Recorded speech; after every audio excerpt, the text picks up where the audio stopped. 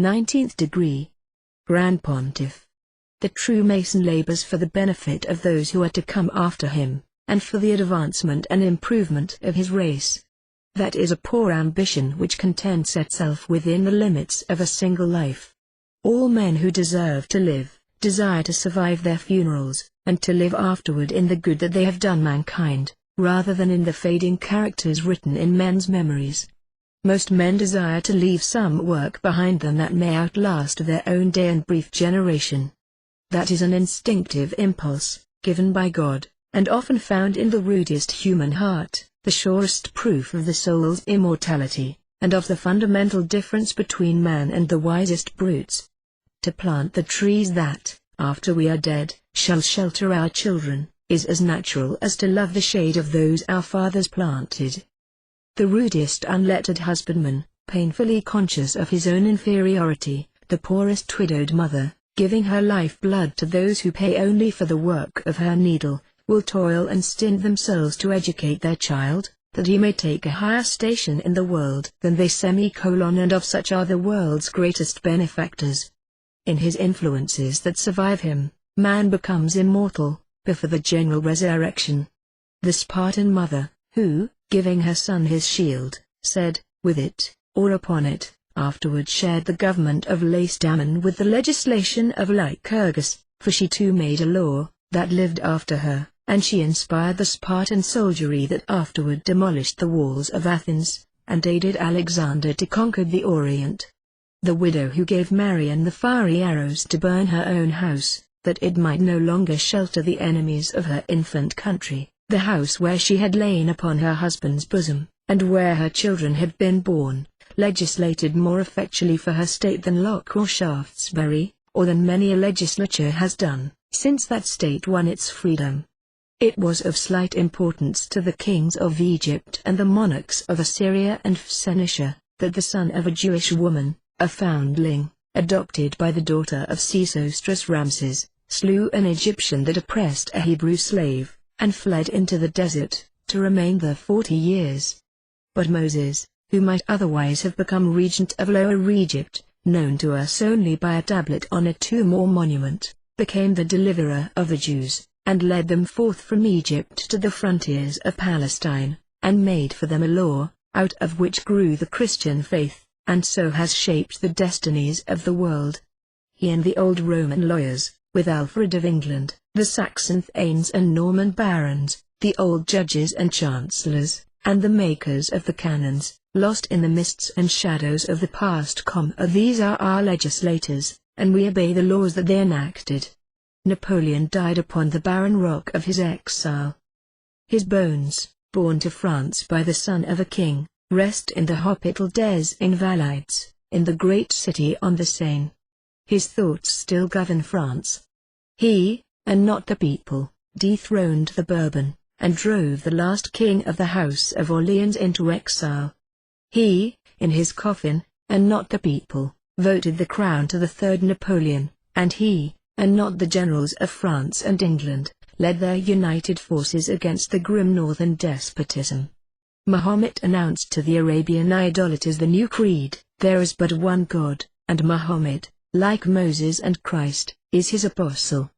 For many years unadded, then with the help of his family and a few friends, then with many disciples, and last of all with an army, he taught and preached the Quran, the religion of the wild Arabian enthusiast, converting the fiery tribes of the great desert, spread over Asia, built up the Saracenic dynasties, conquered Persia and India, the Greek Empire, northern Africa, and Spain, and dashed the surges of its fierce soldiery against the battlements of northern Christendom. The law of Mahomet still governs a fourth of the human race, and Turk and Arab, Moor and Persian and Hindu, still obey the Prophet, and pray with their faces turned toward Mecca, and he, and not the living, rules and reigns in the fairest portions of the Orient. Confucius still enacts the law for China, and the thoughts and ideas of Peter the Great govern Russia. Plato and the other great sages of antiquity still reign as the kings of philosophy, and have dominion over the human intellect. The great statesmen of the past still preside in the councils of nations. Burke still lingers in the House of Commons, and Bell's sonorous tones will long ring in the legislative chambers of France. The influences of Webster and Calhoun, conflicting, rent asunder the American states, and the doctrine of each is the law and the oracle speaking from the Holy of Holies for his own state and all consociated with it, a faith preached and proclaimed by each at the cannon's mouth and consecrated by rivers of blood.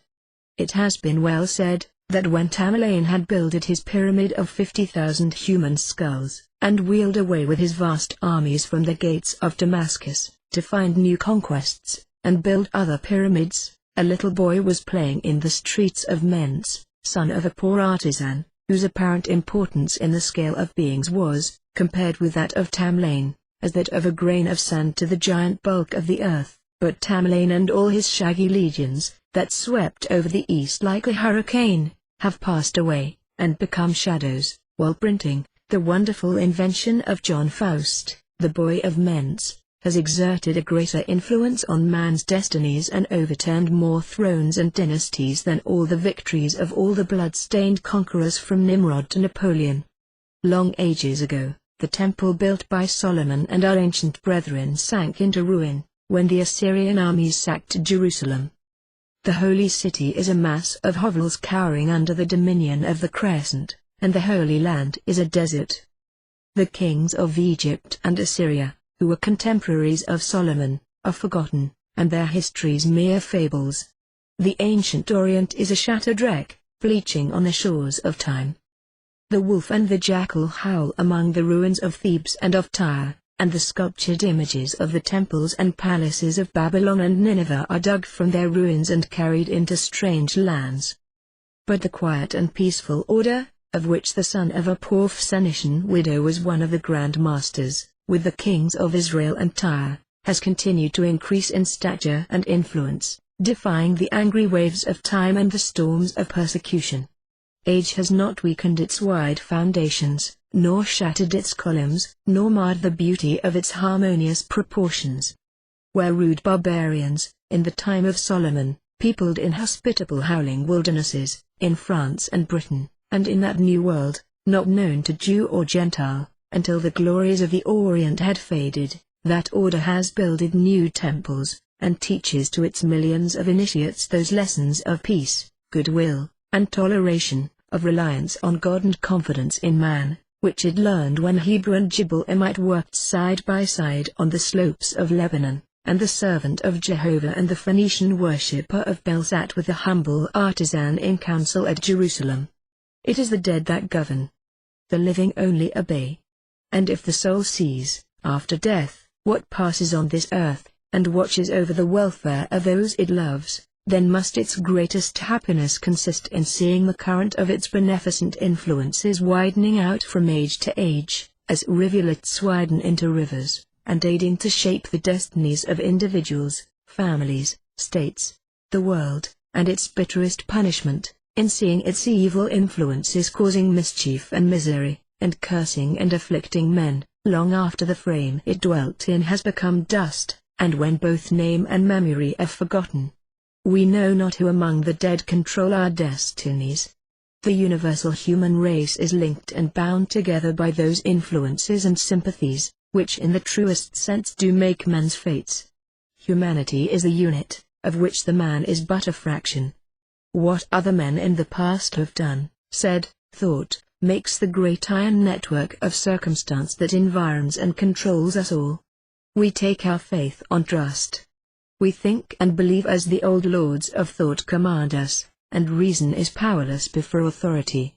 We would make or annul a particular contract, but the thoughts of the dead judges of England, living when their ashes have been cold for centuries, stand between us and that which we would do, and utterly forbid it.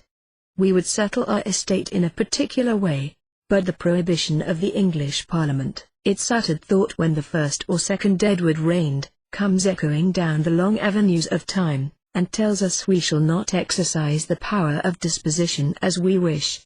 We would gain a particular advantage of another, and the thought of the old Roman lawyer who died before Justinian, or that of Rome's great orator Cicero, annihilates the act, or makes the intention ineffectual. This act, Moses forbids that, Alfred, we would sell our land, but certain marks on a perishable paper tell us that our father or remote ancestor ordered otherwise, and the arm of the dead, emerging from the grave, with peremptory gesture prohibits the alienation.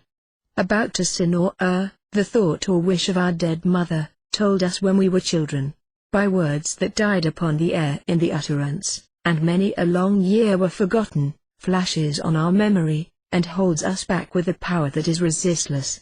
Thus we obey the dead, and thus shall the living, when we are dead, for weal or woe, obey us. The thoughts of the past are the laws of the present and the future. That which we say and do, if its effects last not beyond our lives, is unimportant. That which shall live when we are dead, as part of the great body of law enacted by the dead, is the only act worth doing, the only thought worth speaking. The desire to do something that shall benefit the world, when neither praise nor obloquy will reach us where we sleep soundly in the grave, is the noblest ambition entertained by man. It is the ambition of a true and genuine Mason. Knowing the slow processes by which the deity brings about great results, he does not expect to reap as well as sow, in a single lifetime. It is the inflexible fate and noblest destiny, with rare exceptions, of the great and good, to work, and let others reap the harvest of their labors. He who does good, only to be repaid in kind, or in thanks and gratitude, or in reputation and the world's praise, is like him who loans his money, that he may, after certain months, receive it back with interest. To be repaid for eminent services with slander, obloquy, or ridicule, or at best with stupid indifference or cold ingratitude, as it is common, so it is no misfortune, except to those who lack the wit to see or sense to appreciate the service, or the nobility of soul to thank and reward with eulogy, the benefactor of his kind. His influences live, and the great future will obey, whether it recognize or disown the lawgiver. Miltiades was fortunate that he was exiled, and Aristides that he was ostracized, because men wearied of hearing him called the just. Not the Redeemer was unfortunate, but those only who repaid him for the inestimable gift he offered them, and for a life passed in toiling for their good, by nailing him upon the cross, as though he had been a slave or malefactor. The persecutor dies and rots, and posterity utters his name with execration, but his victim's memory he has unintentionally made glorious and immortal. If not for slander and persecution, the Mason who would benefit his race must look for apathy and cold indifference in those whose good he seeks, in those who ought to seek the good of others.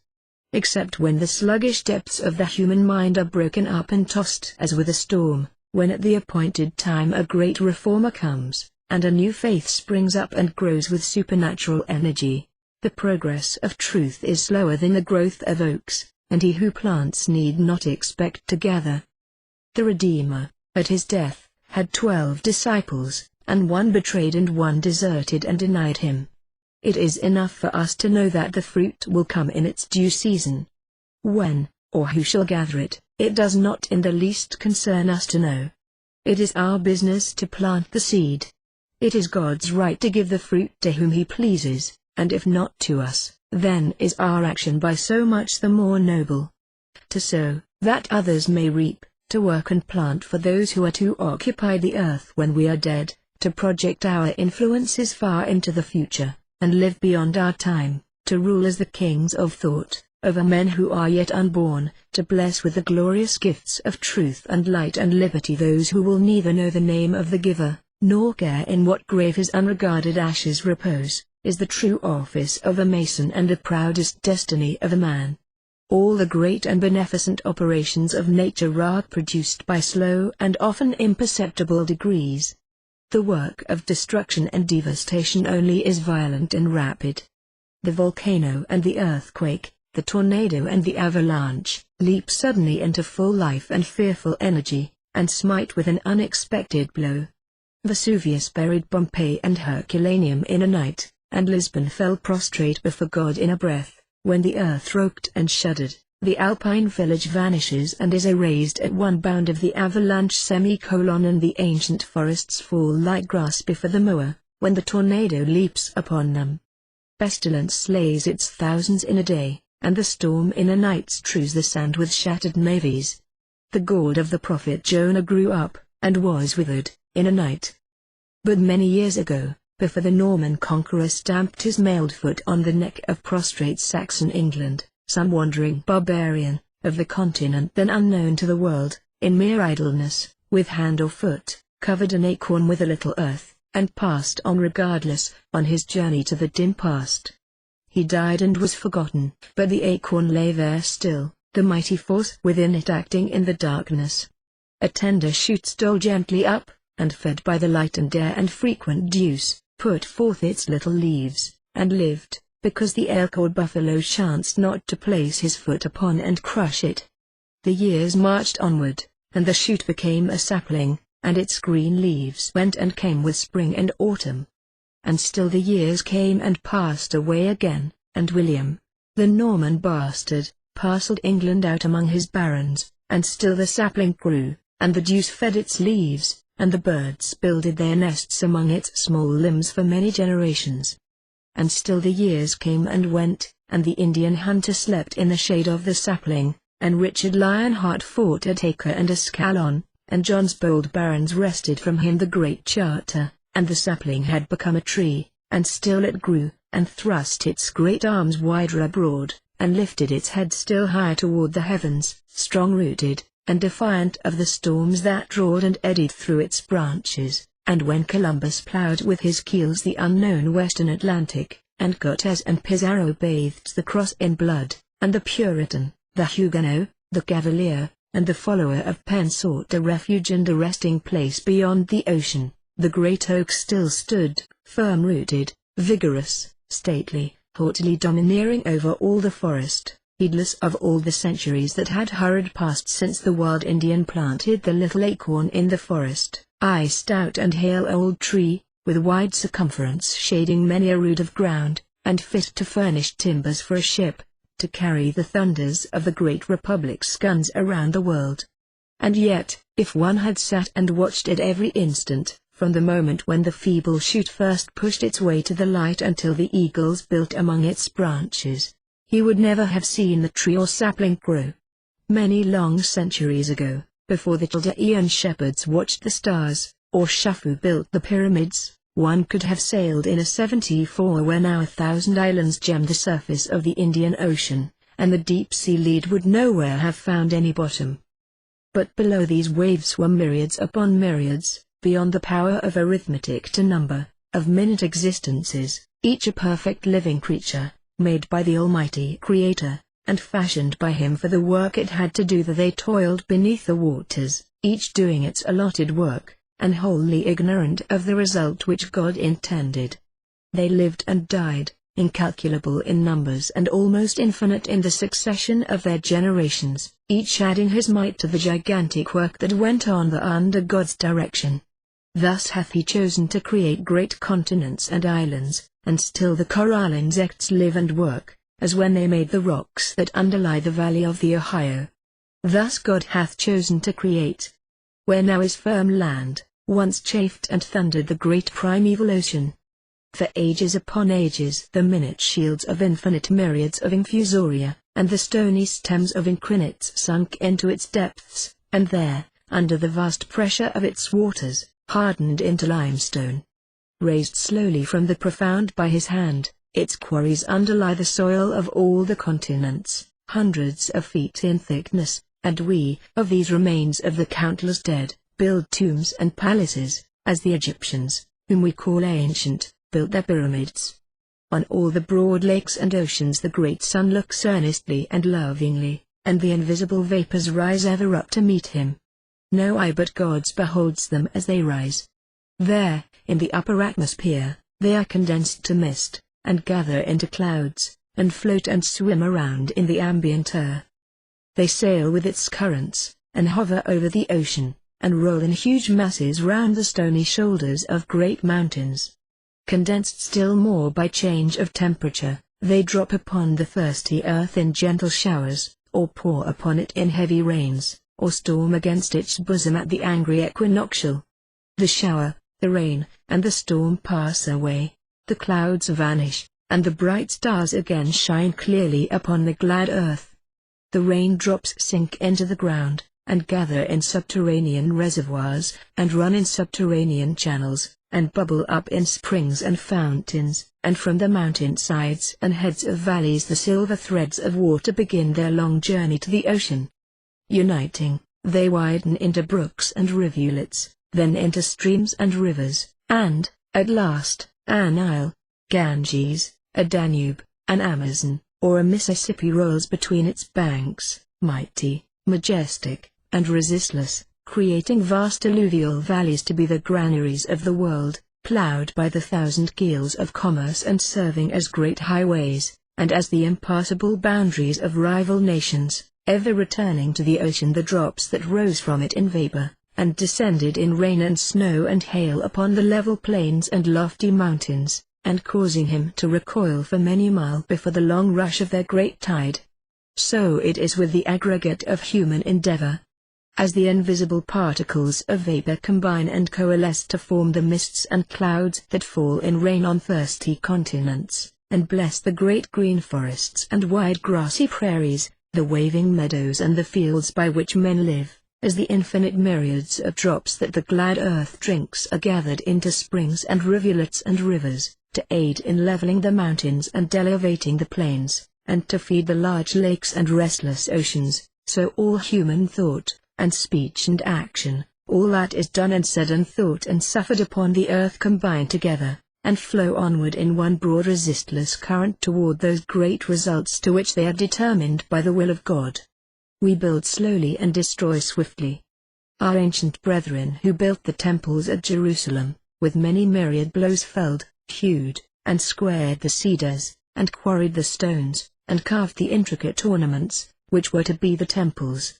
Stone after stone, by the combined effort and long toil of apprentice, fellow craft, and master, the walls arose, slowly the roof was framed and fashioned, and many years elapsed before, at length, the houses stood finished, all fit and ready for the worship of God, gorgeous in the sunny splendors of the atmosphere of Palestine. So they were built. A single motion of the arm of a rude, barbarous Assyrian spearman, or drunken Roman or Gothic legionary of Titus, moved by a senseless impulse of the brutal will, flung in the blazing brand, and, with no further human agency, a few short hours sufficed to consume and melt each temple to a smoking mass of black unsightly ruin. Be patient, therefore, my brother, and wait. The issues are with God, to do, of right belongs to us. Therefore faint not, nor be weary in well-doing. Be not discouraged at men's apathy, nor disgusted with their follies, nor tired of their indifference. Care not for returns and results but see only what there is to do, and do it, leaving the results to God. Soldier of the Cross. Sworn knight of justice, truth, and toleration. Good night and true. Be patient and work. The Apocalypse, that sublime cabalistic and prophetic summary of all the occult figures, divides its images into 3 septenaries, after each of which there is silence in heaven. There are 7 seals to be opened, that is to say, 7 mysteries to know, and 7 difficulties to overcome, 7 trumpets to sound, and 7 cups to empty. The Apocalypse is, to those who receive the 19th degree, the apotheosis of that sublime faith which aspires to God alone, and despises all the pomps and works of Lucifer. Lucifer, the light-bearer. Strange and mysterious name to give to the spirit of darkness. Lucifer, the son of the morning. Is it he who bears the light, and with its splendors intolerable blinds feeble, sensual or selfish souls? Doubt it not. For traditions are full of divine revelations and inspiration is not of one age nor of one creed. Plato and Philo, also, were inspired. The Apocalypse, indeed, is a book as obscure as the Zohar. It is written hieroglyphically with numbers and images, and the apostle often appeals to the intelligence of the initiated. Let him who hath knowledge, understand. Let him who understands, calculate. He often says, after an allegory or the mention of a number. St. John, the favorite apostle, and the depository of all the secrets of the Savior, therefore did not try to be understood by the multitude. The Sefer Yeziah, the Zohar, and the Apocalypse are the completest embodiments of occultism. They contain more meanings than words, their expressions are figurative as poetry and exact as numbers. The Apocalypse sums up, completes, and surpasses all the science of Abraham and of Solomon.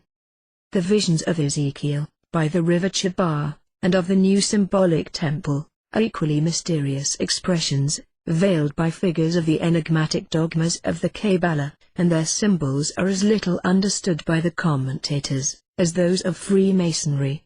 The septenary is the crown of the numbers, because it unites the triangle of the idea to the square of the form. The more the great hierophants were at pains to conceal their absolute science, the more they sought to add grandeur to and multiply its symbols. The huge pyramids, with their triangular sides of elevation and square bases, represented their metaphysics, founded upon their knowledge of nature. That knowledge of nature had for its symbolic key the gigantic form of that huge sphinx, which has hollowed its deep bed in the sand, while keeping watch at the feet of the pyramids. The 7 grand monuments called the wonders of the world, were the magnificent commentaries on the 7 lines that composed the pyramids, and on the 7 mystic gates of Thebes. The septenary philosophy of initiation among the ancients may be summed up thus: 3 absolute principles which are but one principle, 4 elementary forms which are but one, all forming a single whole, compounded of the idea and the form. The 3 principles were these: 1. Being is being. In philosophy, identity of the idea and of being or verity. In religion, the first principle, the Father. 2. Being is real. In philosophy, identity of knowing and of being or reality. In religion, the Logos of Plato, the Demiurgos, the Word. 3. Being is logic. In philosophy, identity of the reason and reality. In religion, providence, the divine action that makes real the good, that which in Christianity we call the Holy Spirit. The union of all the 7 colors is the white, the analogous symbol of the good. The absence of all is the black, the analogous symbol of the evil. There are 3 primary colors, red, yellow, and blue, and 4 secondary, orange, green, indigo, and violet, and all these God displays to man in the rainbow, and they have their analogies also in the moral and intellectual world. The same number, 7, continually reappears in the Apocalypse, compounded of 3 and 4. And these numbers relate to the last 7 of the Sephiroth, 3 answering to benignity or mercy, severity or justice, and beauty or harmony, and 4 to Netzach, Hod, Yesod, and Malakoth, victory, glory, stability, and domination. The same numbers also represent the first 3 Sephiroth, Ketna, Chokmah, and Bina, or will, wisdom, and understanding, which, with Dath or intellection or thought, are also 4, Dath not being regarded as a Sephira, not as the deity acting, or as a potency, energy, or attribute, but as the divine action. The Sephiroth are commonly figured in the Kabbalah as constituting a human form, the Adam, Kadmon or macrocosm. Thus arranged, the universal law of equipoise is 3 times X amplified. From that of the divine intellectual, active, masculine energy, and the passive capacity to produce thought, the action of thinking results. From that of benignity and severity, harmony flows, and from that of victory or an infinite overcoming, and glory, which, being infinite, would seem to forbid the existence of obstacles or opposition, results stability or permanence, which is the perfect dominion of the infinite will. The last 9 Sephiroth are included in, at the same time that they have flowed forth from, the first of all, Kether, or the crown. Each also, in succession flowed from, and yet still remains included in, the one preceding it. The will of God includes His wisdom, and His wisdom is His will specially developed and acting. This wisdom is the Logos that creates, mistaken and personified by Simon Magus and the succeeding Gnostics. By means of its utterance, the letter Yod, It creates the worlds, first in the